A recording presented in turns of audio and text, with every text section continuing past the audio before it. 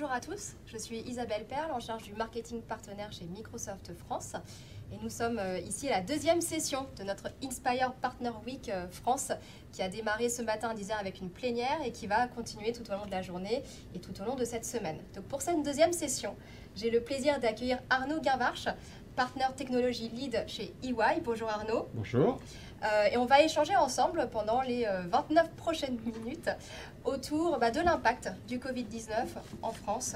Quel impact sur l'économie, sur les différents secteurs d'activité, et tu vas pouvoir nous partager la vision d'EY à ce sujet. Chez Microsoft, on a pu le partager au fil des derniers mois avec nos partenaires. On voit 3 phases en fait depuis le début de la crise. Le premier, c'était la phase de réaction, donc réagir. Ensuite, de reconstruction. Et enfin, de réimaginer le monde d'après. Est-ce que vous avez une approche un petit peu similaire chez EY ? Tout à fait. Alors déjà, merci beaucoup de m'accueillir. Je suis ravi d'être là aujourd'hui. Microsoft est un partenaire très important pour EY au niveau global. Et donc, je suis ravi de pouvoir participer avec vous aujourd'hui à cet événement.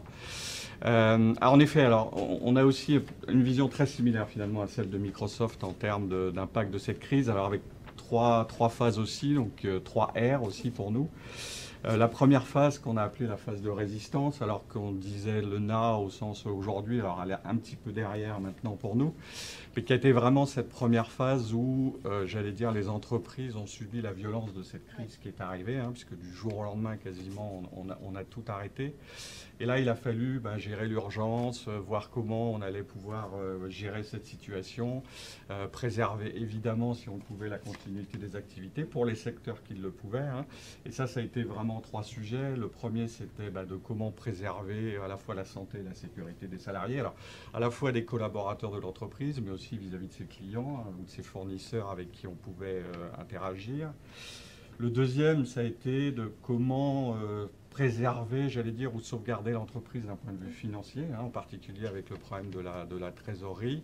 Et puis le troisième, d'essayer de continuer les opérations dans ce monde confiné. Donc comment faire pour essayer d'avoir des chaînes qui continuent à fonctionner, encore une fois, si on pouvait les faire fonctionner, avec des salariés qui ne pouvaient plus se rendre au travail. Enfin, voilà, donc d'essayer de gérer cette crise. Alors, concrètement, ce qu'on voit, c'est que les entreprises ont plus ou moins bien, évidemment, résisté.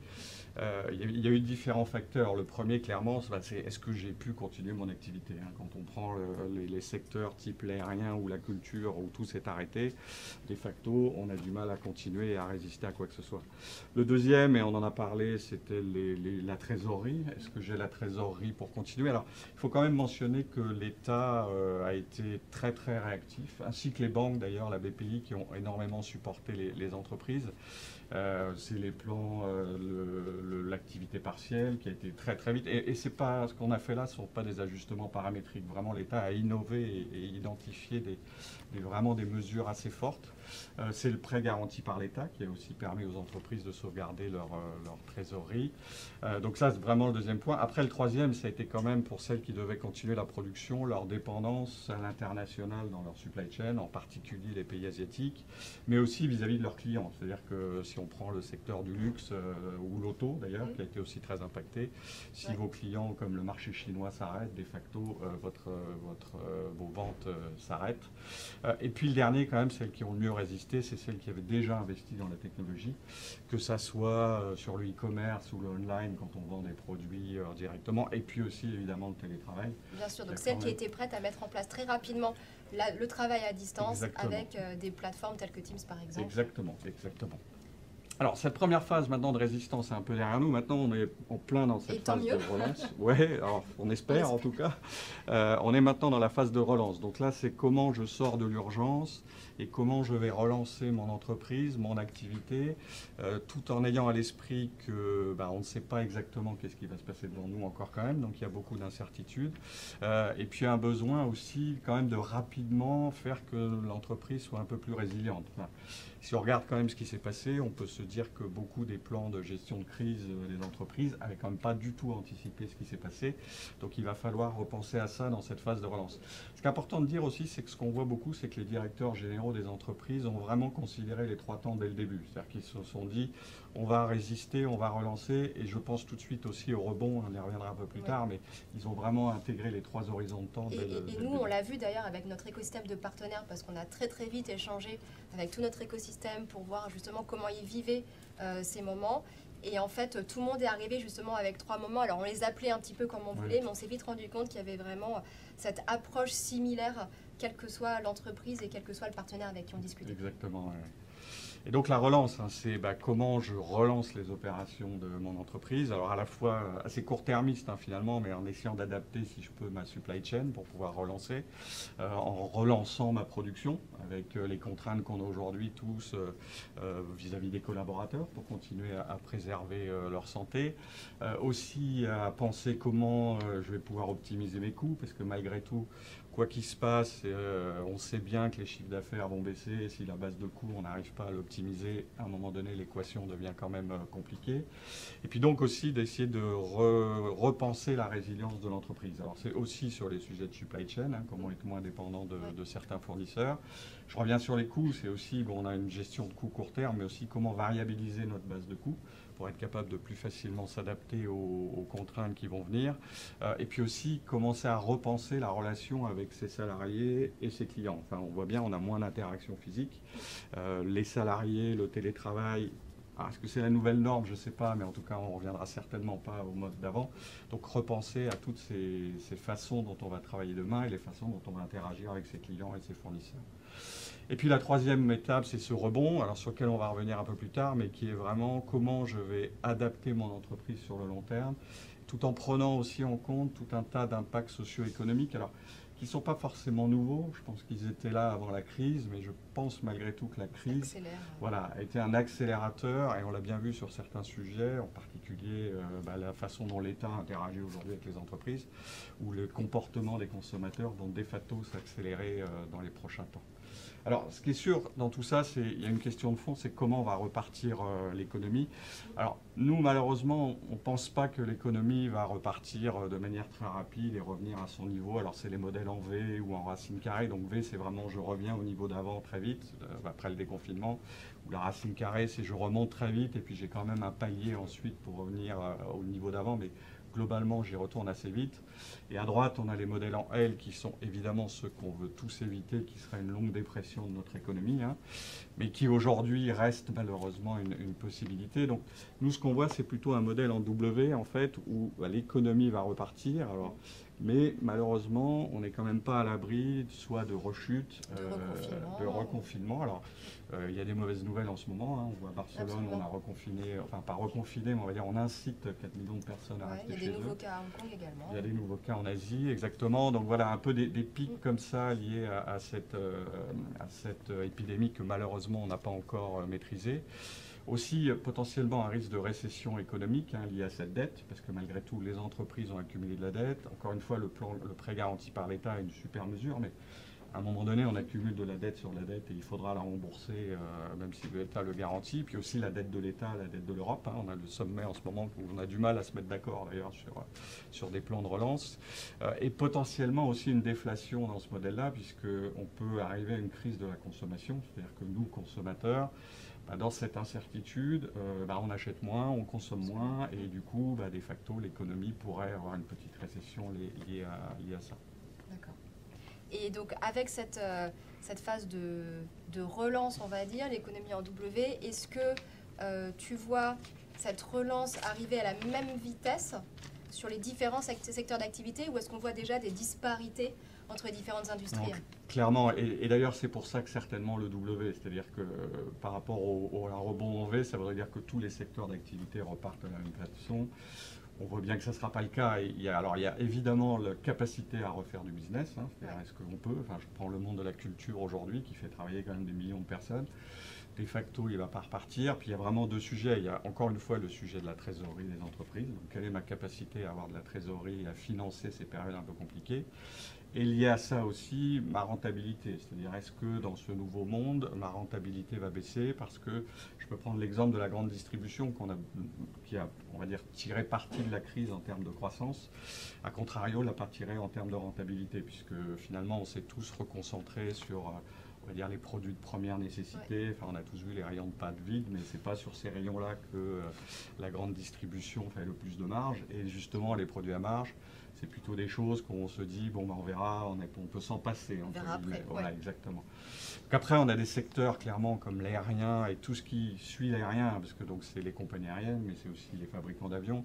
On peut penser à des sociétés comme Amadeus ou Sabre qui se payent à la transaction. Hein, donc, et puis le secteur du tourisme derrière. Alors exactement, le tourisme qui suit derrière, les hôtels, si on ne transporte plus les touristes étrangers, de facto les hôtels n'ont plus de clients. Enfin, donc tout cet écosystème-là qui est clairement très impacté.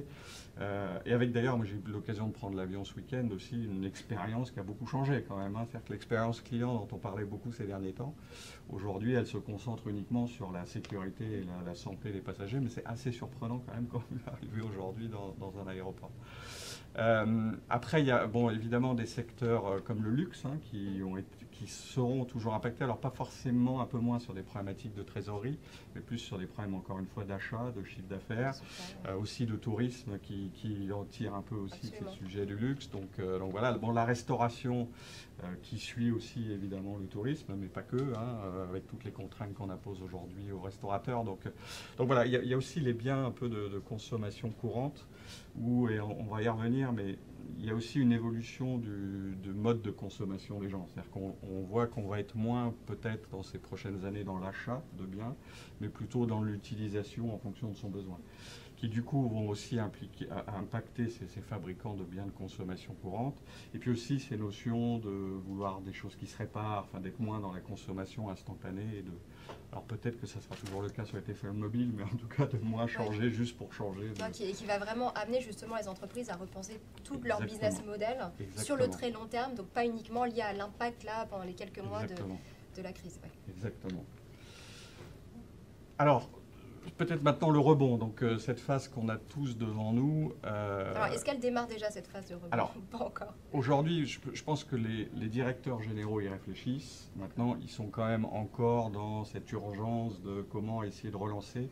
Et surtout, encore une fois, d'anticiper à la fois peut-être des reconfinements, ou quelque chose de similaire à ce qu'on a vécu, mais aussi potentiellement cette crise économique, qui encore une fois, on n'a pas aujourd'hui de certitude que malgré tout, on n'aura pas une crise devant nous. Alors d'ailleurs, j'avais un chiffre intéressant à donner sur quand même des bonnes nouvelles. C'est qu'on voit que quand même l'INSEE a publié là, le 8 juillet son point de conjoncture sur l'activité économique. Donc en fait, c'est la croissance de la France sur le deuxième trimestre. Donc ça prend en fait tout le confinement et un mois de déconfinement. Alors il y a quand même une bonne nouvelle, c'est qu'on s'attendait à plutôt une chute de la croissance autour de 12% sur l'année 2020.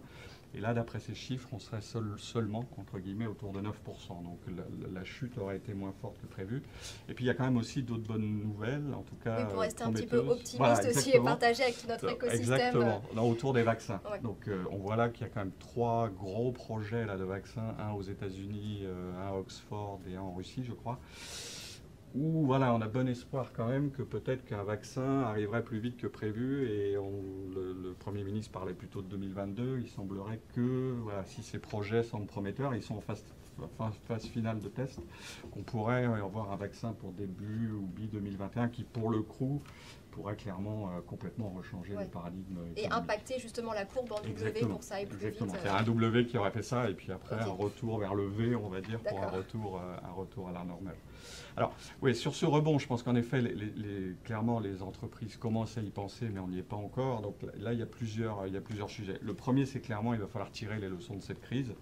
On parlait de la procédure de gestion des risques, mais ça aussi plein de questions sur comment je gère mes stocks. Aujourd'hui, on fonctionnait quand même plutôt en flux tendu. Est-ce qu'on va plutôt vers des modèles où j'ai quand même des stocks de réserve? D'ailleurs, l'État voulait nous l'imposer sur des biens, on va dire, primordiaux. Mais même les entreprises, est-ce que j'ai des stocks de pièces détachées pour parer à des problèmes? Donc voilà, le flux tendu va certainement être revu. Bon, tous les sujets, on en parlait un peu de supply chain, mais comment j'arrive à garantir un minimum de supply chain même si la crise repart? Et puis voilà, toute ma cartographie des risques, quand même, comment j'anticipe mieux ce qui va se passer demain. Donc ça va vraiment être le premier focus pour les patrons d'entreprise. Et puis le deuxième, c'est comment, et ce qu'on se disait, c'est-à-dire tous ces impacts socio-économiques qui ne sont pas forcément nouveaux, mais qui sont, je pense, quand même beaucoup, qui vont s'accélérer et qui vont être de plus en plus dans la tête de l'ensemble des consommateurs. Alors, typiquement, le premier, c'est justement cette psychologie et ces attentes des différents consommateurs qu'on est tous, hein. Donc, si on regarde aujourd'hui, il y a une vraie évolution pour les consommateurs de ce qu'on appelle la valeur perçue, c'est-à-dire le bien que j'achète, comment je le mesure. Alors si on prend l'agro, c'est le bio, le sain, la proximité. On parlait des produits un peu de tous les jours, électroménagers ou autres, c'est la durabilité, c'est l'empreinte écologique. Enfin, donc voilà, il y a une modification du comportement là, des consommateurs. C'est déjà un sujet de toute façon avant le début du Covid-19 et du coup mais qui s'est accéléré parce que je pense que tous pendant ce confinement on s'est dit ok, mais notre modèle, on s'est retrouvés tous enfermés chez nous, est-ce que c'est ça finalement le bon modèle, est-ce qu'on a envie d'acheter? Exactement. Ensuite, il y a un peu une bipolarité là, qui s'est énormément accentuée justement pendant le confinement entre le online et le physique. C'est-à-dire que d'un côté, le online a bondi, hein, donc je crois que dans la grande distribution, c'était plus 14% de online, donc on est quasiment à 30% maintenant des achats de grande distribution qui se fait online.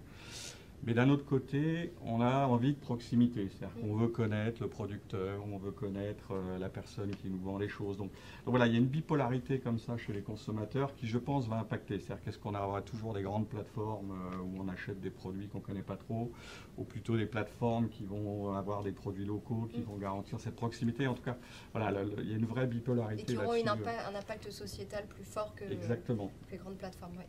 Alors d'ailleurs, j'ai quelques chiffres parce qu'on réalise tous les ans une étude qu'on appelle le Future Consumer NA. Donc c'est essayer de comprendre justement ces grandes tendances auprès d'un panel mondial de consommateurs. Donc ce qu'on a vu dans tous les consommateurs qu'on a interrogés, c'est que donc 40% se disent prêts en tout cas à changer la façon dont ils font leurs courses, donc à revoir cette pensée-là, et que 35% vont changer aussi les produits qu'ils achètent, et en particulier en prenant attention à leur impact. C'est-à-dire de vraiment se dire, ce produit que j'achète, est-ce que ça fait du sens d'acheter tel produit qui vient du bout du monde en plein hiver?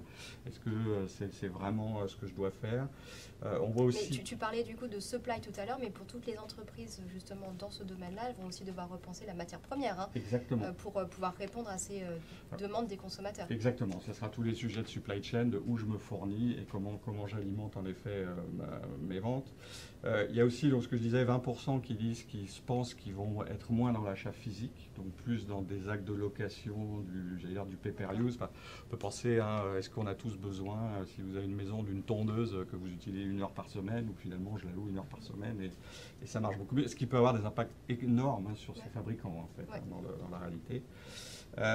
Voilà, donc on voit bien que les consommateurs et la relation du coup entre l'entreprise et les consommateurs va évoluer.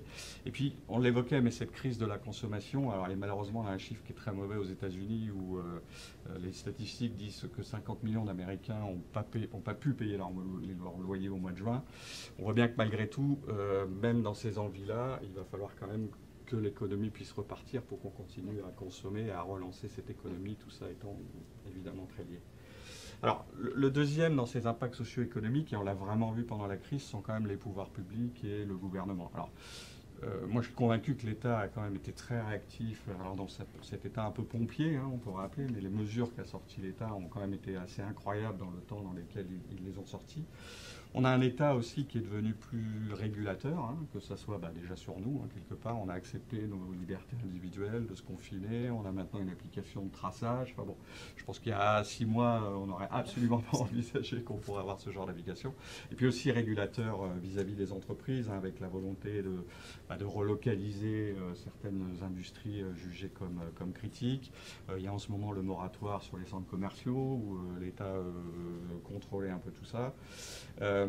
Certainement aussi un État plus actionnaire. Enfin, avant la crise, l'État envisageait de vendre ses actions ou ses parts dans les aéroports. Aujourd'hui, on parle plutôt de recapitaliser Air France avec l'État, donc un changement aussi là, de paradigme. Et puis le dernier, c'est vraiment aussi sur cet État qui va vouloir être plus stratège dans notre économie. Alors là, le Premier ministre annonçait récemment la recréation d'un haut commissariat au plan, qui avait été supprimé, je crois, il y a une quinzaine d'années. Mais voilà, avec une volonté de l'État de se dire, on ne peut pas raisonner uniquement sur un mandat présidentiel de 5 ans quand on parle industrie, économie.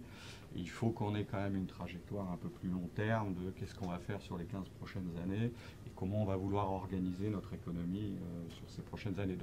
Donc là aussi, on voit bien que l'entreprise va devoir, j'allais dire, beaucoup plus être dépendante de ce que l'État va imposer comme mesure dans ce monde d'après. D'accord. Un troisième sujet, c'est le sujet des filières. Alors, on en parlait, mais je pense que toutes les entreprises ont pris conscience que la supply chain, mes partenaires, mes fournisseurs, est-ce que je travaille correctement avec eux?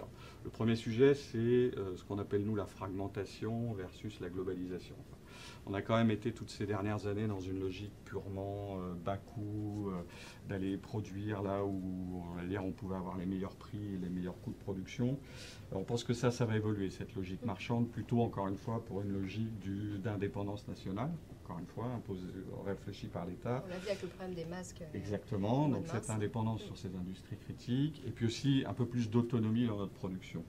Donc ça va clairement évoluer sur le système. Alors, avec quand même deux sujets autour de ça. C'est un, il va quand même falloir se poser la question de pourquoi notre savoir-faire, j'allais dire, est parti à l'étranger. Donc un, est-ce qu'on va être capable de relocaliser à des prix malgré tout qui vont rester cohérents, puisque même si les consommateurs, on le voit sur le bio, sont prêts à payer un peu plus cher, ils ne seront pas prêts à payer 40% plus cher l'ensemble des produits. Et puis deux, c'est notre capacité à le faire. C'est-à-dire que si on a perdu le savoir-faire, on ne va pas du jour au lendemain reconstruire un savoir-faire, il va falloir reformer. Donc il y a un temps quand même entre les deux qui sera non négligeable. Ensuite, c'est vraiment justement ces logiques filières. C'est de se dire, on voit bien que dans supply chain, il y a chaîne. Et quand on a un maillon un peu plus faible dans la chaîne, on est très dépendant de lui. Et si ce maillon se casse, malheureusement, c'est toute la chaîne qui casse. Donc peut-être des logiques de plus d'entraide au sein d'une filière, entre les sociétés en très bonne santé, on va dire, pour aider celles en moins bonne santé. Pourquoi pas des rachats aussi pour garantir la chaîne, mais en tout cas une volonté, on pense, des entreprises de plus gérer cette chaîne de bout en bout et pas uniquement dans une logique très silotée de démarche client-fournisseur comme on pouvait avoir aujourd'hui. Alors aussi, peut-être dans ce sujet, ce qui va évoluer, c'est les tendances des actionnaires. C'est-à-dire qu'on le voit aujourd'hui sur les fonds qui, quand même, ces dernières années, étaient dans plutôt la rentabilité rapide. C'était ça que les fonds attendaient des entreprises. Vont certainement évoluer aussi sur à la fois plus de garantie de pérennité de l'entreprise, parce que malgré tout, les fonds aujourd'hui ont des actifs qui deviennent compliqués. Et puis aussi, certainement, de plus de durabilité, d'être plus en phase entre l'entreprise et les attentes conventionnelles de ses consommateurs. Et puis le dernier point qui pour le coup nous concerne aussi beaucoup, c'est la technologie. Exactement. Avec quand même deux sujets là-dessus. Il y a déjà le travail, donc le monde du travail, comment on travaille, est-ce qu'on travaille au bureau, est-ce qu'on travaille à distance. Enfin, on voit bien, les études montrent que 70% des Français ont apprécié le télétravail, mais je crois que c'est à peu près le même chiffre, 70% disent je ne veux pas travailler à temps plein à la maison non plus. Donc il y a un vrai modèle à repenser pour les directions des ressources humaines des entreprises, mais aussi pour nous, c'est-à-dire comment on va fournir la technologie qui va permettre de garder un lien social. Malgré tout, on est des êtres humains et on a besoin des contacts physiques. On ne peut pas uniquement faire tout derrière Teams. Et en tout cas, il va bien falloir à un moment donné repenser ça. Et ce n'est pas que la collaboration, je pense, c'est aussi les applications qu'on utilise. Enfin, il y a énormément de choses qui vont impacter ce monde du travail. Et puis, il y a aussi, d'ailleurs, quelque chose qui avait beaucoup démarré aux États-Unis, qui était l'économie des indépendants. Parce qu'aujourd'hui, aux États-Unis, je crois que les chiffres sont à peu près la moitié des travailleurs sont des indépendants. Je pense que ça va accélérer ça aussi chez nous. C'est-à-dire que le télétravail a fait prendre conscience que finalement, et je parlais tout à l'heure de la variabilisation de mes coûts, voilà, est-ce qu'on ne va pas augmenter des indépendants qui justement voudront plus forcément travailler à Paris, être plus travailler de chez eux. Enfin voilà, donc on va sûrement avoir aussi une évolution de cette relation. Et là c'est pareil pour les DRH, comment on fait pour créer un sentiment d'appartenance si finalement, à la culture d'entreprise. Exactement, si vous dites que la moitié de mes collaborateurs en fait sont des freelances, donc ne font pas partie de l'entreprise, donc des vrais modèles à repenser. Et puis après il y a l'investissement dans le digital, où clairement, enfin, on l'a bien vu, malgré tout, ceux qui ont pu résister, c'est ceux qui avaient anticipé ça. Donc on a parlé du télétravail. Quand je prends l'exemple d'EY, on a pu déployer Teams à 250 000 personnes quasiment en 2 semaines, donc, mais il va y avoir d'autres choses avec ça. Il y a l'automatisation, clairement. Donc, comment je vais être capable d'automatiser alors à la fois des chaînes de production, donc c'est aussi penser réalité virtuelle, piloter à distance des usines pour essayer de m'affranchir un peu de la dépendance sur la santé de mes salariés autant que possible, ou des mesures de confinement ou de restriction. Donc oui, l'automatisation des chaînes, voilà, pour essayer de garantir la continuité. Et puis le dernier, je pense qu'il y en a d'autres, mais il y a le sujet de la cyber. Qui va évidemment encore monter dans la priorité des directions générales, même s'il l'était déjà. Enfin, on l'a vu pendant la crise, hein, les hackers n'étaient pas en crise, on va dire. Ils s'en donnent encore à cœur joie. Voilà, s'en donnent à cœur joie. Et puis avec cette ouverture au télétravail, je pense que beaucoup d'entreprises aujourd'hui, malgré tout, ont été vite et ne sont pas réellement prêtes d'un point de vue cyber, n'ont pas les capacités, on va dire, à se protéger. Et ça va être un énorme sujet sur les prochains mois et prochaines années, d'arriver à garantir ça. Mais voilà, j'imagine que ce sont absolument les mêmes sujets que nous voyons et qui sont prioritaires et où on travaille avec tout notre écosystème de partenaires pour fournir les bonnes offres, pour avoir les compétences, pour répondre aussi aux besoins des clients sur ces sujets.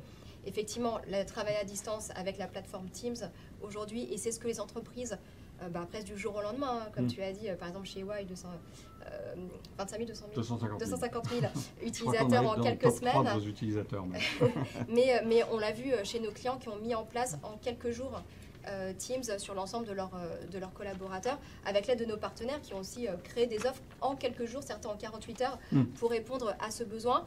Ça s'est fait un petit peu en vitesse, ce qui fait que pour certaines entreprises, le sujet de la sécurité est arrivé un petit peu après.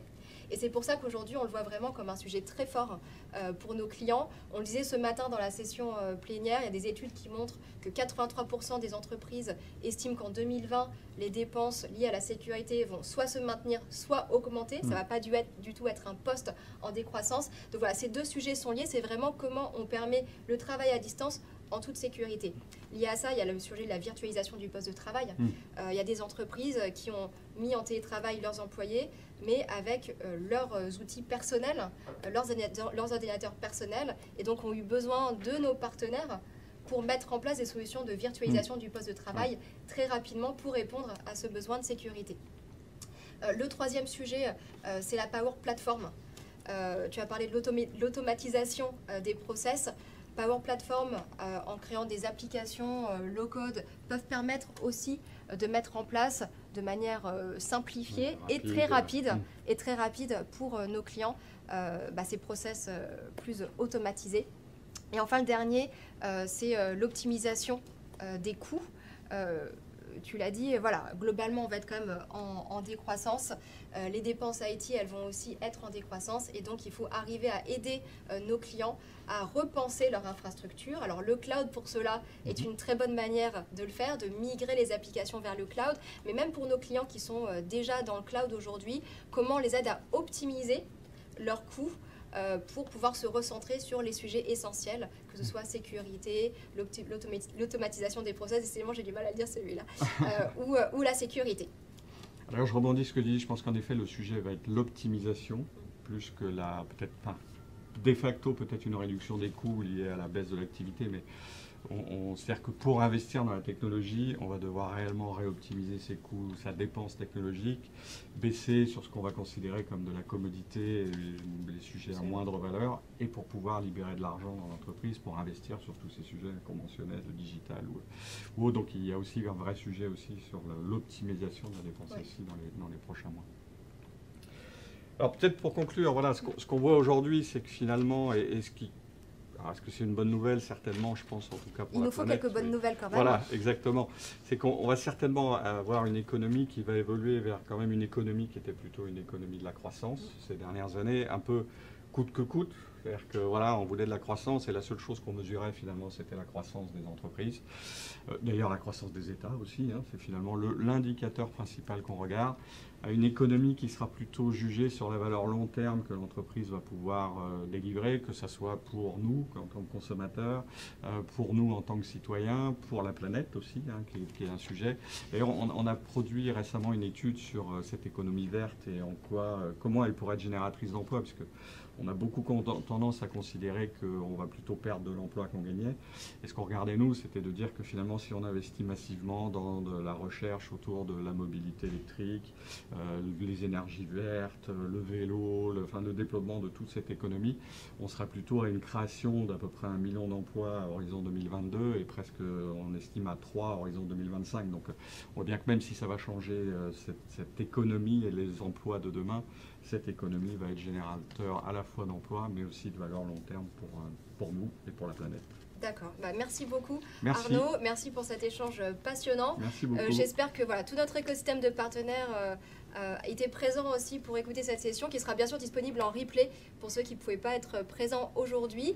L'Inspire Partner Week France continue tout le reste de la journée avec des sessions dès 14h cet après-midi autour de l'incentive des partenaires, autour du Green IT également, qui fait le lien avec ce dernier sujet. Et enfin, Agnès conclura la journée avec une table ronde diversité et inclusion. Et on vous donne aussi rendez-vous à partir de demain pour les keynotes de Corp avec Gabriela Schuster et Nick Parker. Merci beaucoup à tous et à très vite. Merci Arnaud. Merci beaucoup.